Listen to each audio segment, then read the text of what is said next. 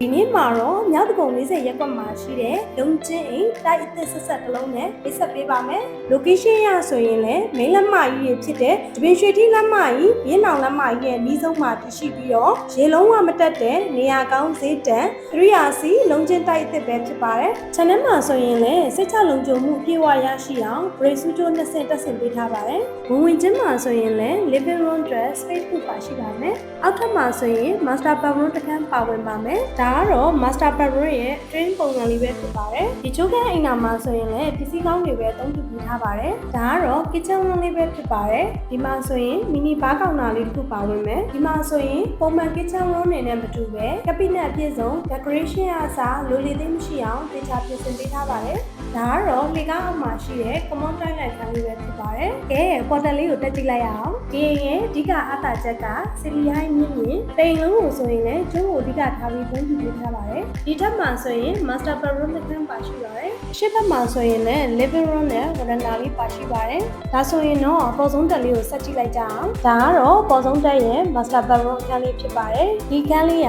တခြားခန်းတွေနဲ့မတူပဲကြကြဝန်းဝန်းရှိပြီးတော့ shower, bed အပြည့်စုံပါဝင်တာဖြစ်ပါတယ်။ပြင်ကိုထွက်လိုက်မယ်ဆိုရင်လည်းလုံးဝ relax ဖြစ်ပြီးတော့လေကောင်းလေတန်းရရှိပြီးပတ်ဝန်းကျင်ရဲ့အလှပတွေကိုအပြည့်အဝခံစားလို့ရမယ့်နေရာလေးတစ်နေရာဖြစ်ပါတယ်။ခုလိုလိုအပ်ချက်မရှိပြည့်စုံတဲ့အိမ်လေးတစ်လုံးကိုစိတ်ဝင်စားရဆိုရင်ကျမတို့ရဲ့ Sign Corner Channel ကိုအမြန်ဆုံးဆက်သွယ်လိုက်ပါ